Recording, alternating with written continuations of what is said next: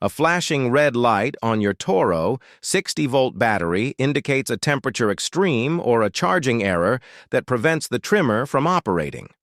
To fix this, you must immediately remove the battery from the tool or charger and let it sit at room temperature for 30 minutes to reset the internal thermal sensor. The internal management system protects the lithium-ion cells from damage.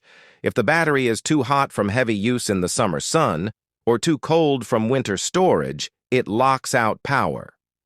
Placing it in a climate-controlled environment stabilizes the cells and usually clears the single flashing red light. If the battery is at room temperature and the red light still flashes on the charger, the metal contacts may be dirty. Wipe the metal terminals on both the battery and the charger with a clean, dry microfiber cloth to remove dust and grass sap. Plug the charger directly into a wall outlet, bypassing any extension cords that can cause voltage drops. Sometimes the trimmer itself triggers a battery fault due to physical resistance. Check the trimmer head for tightly wound tall grass or heavy debris that prevents the spool from spinning freely.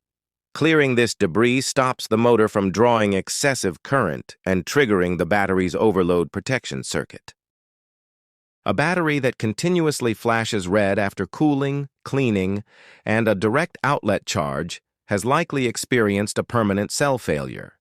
The internal diagnostic system permanently disables the pack to prevent a fire hazard, and the unit must be replaced under warranty or recycled.